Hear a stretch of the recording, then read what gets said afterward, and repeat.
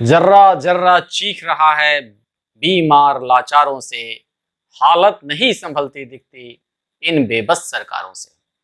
जी हाँ साथियों, मैं संजय सिंह आप सभी का एक बार फिर से अपने चैनल संजय की सोच में हार्दिक अभिनंदन करता हूँ। जी हाँ, विषय बहुत ही गंभीर है।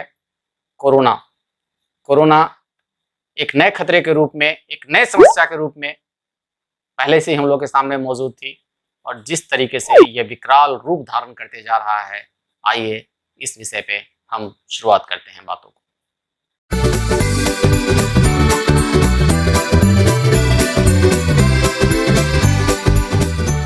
जी हाँ साथियों, आप सब मेरे लिए बहुत अहम हैं।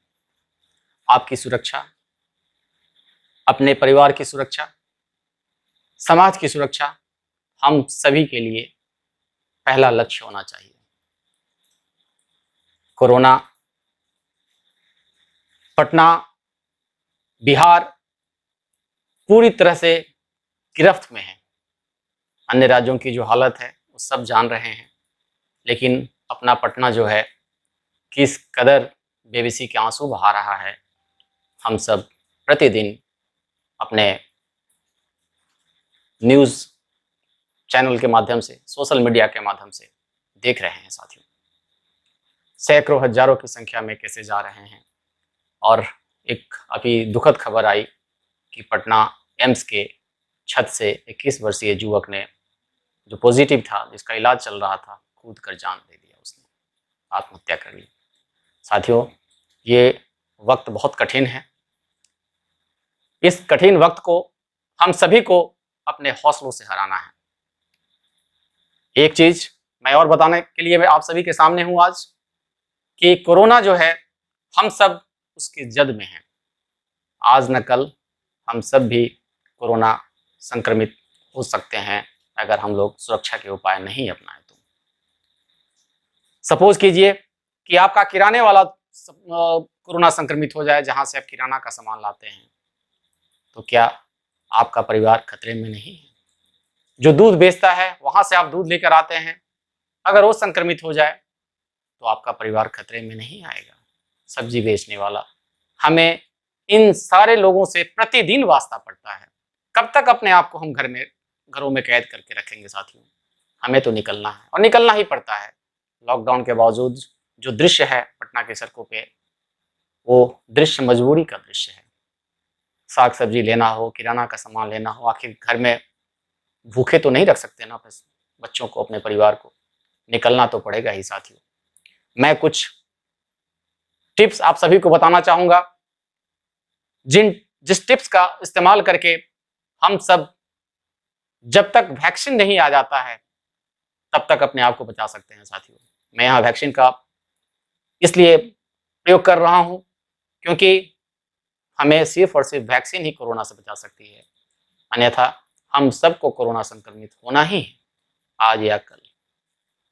वैसा इसलिए कि जब हमारे आसपास संक्रमित लोगों की संख्या बढ़ रही है, तो ये तय है कि हम भी जद में आएंगे ही। हमें घर से बाहर निकलना ही है, और जब हम घर से बाहर निकलेंगे तो कोरोना बस इंतजार कर रहा है, क्योंकि तमाम लोग कोरोना पॉजिटिव होकर के बाहर घूम रहे हैं, जिन्हें पता भी नहीं है कि वो कोरोना संक्रमित है, या जान पता भी है तो वो सामान्य सर्दी खांसी बुखार समझ करके उसको पहले 3-4 दिन बाहर निकलते रहते हैं अपनी ज़रूरत की चीज़ों के लिए और लोगों को संक्रमित करते रहते हैं। इसलिए जाने अनजाने हम पॉजिटिव हो सकते हैं। तो हम कैसे अपने आप को बचाएं, अपने परिवार को बचाएं, आइए इन सब चीज़ों पे चर्चा करते हैं। तो मेरे हिसाब से जो पहला जो उपाय है सुरक्षा का, वो है मास्क। जी हाँ, ये ऐरा गैरा मास्क नहीं, हमें N95 मास्क का यूज़ करना है साथियों। जब भी बाहर निकलें बिना मास्क के नहीं निकलें, और जो रोज निकल रहे हो उनके लिए 3 मास्क होना बहुत ज़रूरी है, क्योंकि जिस मास्क का यूज़ हम आज करेंगे उस मास्क को हम यूज़ कल नहीं कर पाएँ, क्योंकि बाहर में जो कोरोना के वायरस हैं, कीटाणु हैं, वो जो जीवाणु हैं, वो हमारे मास्क के ऊपरी सतहों पे रहते हैं, और जब हम उसका घर पे आके निकालते हैं या उसको धोते हैं तो वो जल्दी जाता नहीं है। इसलिए उसके सरफेस को 2 से 3 दिन तक ज़रूरी है कि उसको हम छुए नहीं, उसको ऐसे जगह पे धो करके सुखा दें ताकि वो 2-3 दिन के बाद ही वो पहनने लायक हो सके। तीसरा चीज़ है, जो सबसे अहम है, वो है अपने इम्यूनिटी सिस्टम को बढ़ाना साथियों। अपने इम्यूनिटी सिस्टम को बढ़ाएँगे, कोरोना अगर हमें अटैक भी करेगा, अगर हम एक्सपोज़ भी होंगे कोरोना के चलते, तो हम अपने आप को बचा पाएँगे, अपने परिवार को बचा पाएँगे। तो अपने इम्यूनिटी सिस्टम को बढ़ाने के लिए मैंने पिछले वीडियो में भी बताया था, 2-3 वीडियो मैंने इस पर बना दिया है। उस वीडियो में मैंने बताया है कि अपने आप को कैसे इम्यूनिटी सिस्टम को बढ़ा के रखना है, उसमें जो देसी उपाय हैं, उन सारे उपायों को करना है। घर के जो बुजुर्ग हैं, जो पुराने हैं, जो सदस्य हैं, वो सभी जानते हैं और आजकल हम सभी जानते हैं कि जो काढ़ा का प्रयोग है, तुलसी का सेवन है या फिर गिलोय का सेवन है, दूध का पीना हल्दी डाल के या और भी चीज़ों का जो प्रयोग है, वो निहायत ज़रूरी है। अपने प्रतिदिन के आहार में इन सब चीज़ों को शामिल करना है साथियों। और तीसरा चीज़ है, जो सब और भी महत्वपूर्ण है, वो है हमें दूरी बना के रखना। सोशल डिस्टेंसिंग का पालन करना, जब भी हम बाहर निकलें तो इसका निश्चित रूप से हम इस बात का ख्याल रखें कि हम सोशल डिस्टेंसिंग का पालन ज़रूर करें, फिजिकल डिस्टेंसिंग का पालन ज़रूर करें। हमें ये मान के चलना होगा कि हम बाहर जा रहे हैं तो हर व्यक्ति कोरोना संक्रमित है।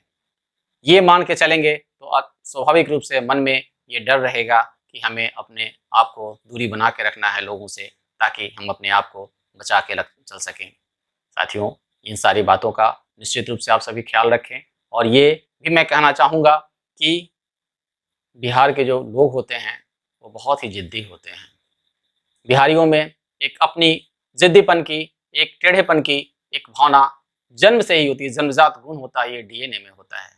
लड़ना, भिड़ना, परिस्थितियों को सँभालना, जब बाढ़ से तो अपनी पुरानी दोस्ती है, पुराना याराना है, बाढ़ में डूबते उतरते रहते हैं बिहारवासी हर साल। कोरोना एक नई चुनौती है, कोरोना को भी हम लोग सँभाल लेंगे साथियों, लेकिन उसको तरीके से सँभालना है।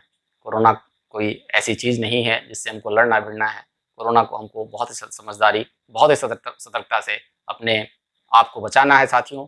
और अंत में मैं ये कहना चाहूँगा, जो मेरे शेयर के माध्यम से मैंने हमेशा लोगों को उत्साहित करने की कोशिश की है, उसके माध्यम से मैं फिर एक बार कहना चाहूँगा, सन्नाटों का पहरा है। सन्नाटों का पहरा है, अंधेरा जरा गहरा है। सन्नाटों का पहरा है, अंधेरा जरा गहरा है। दौर बुरा है, बीत जाएगा। दौर बुरा है, बीत जाएगा, वक्त भला कब ठहरा है। बहुत बहुत धन्यवाद साथियों, आप सभी का। अपना ख्याल रखें, घर पे रहें, सुरक्षित रहें और तमाम जो सुरक्षा के उपाय हैं, उस सब चीज़ों का पालन करें। मेरे लिए आप सब बहुत अहम हैं और मेरे वीडियोज़ को देखते रहें, लाइक करते रहें, सब्सक्राइब करते रहें। मैं आपको अब खुद मतलब इन सब चीज़ों की जानकारी जो है, मैं लेकर आते रहूँगा और आप सभी को सतर्क करते रहूँगा। बहुत बहुत धन्यवाद साथियों, बहुत बहुत आभार।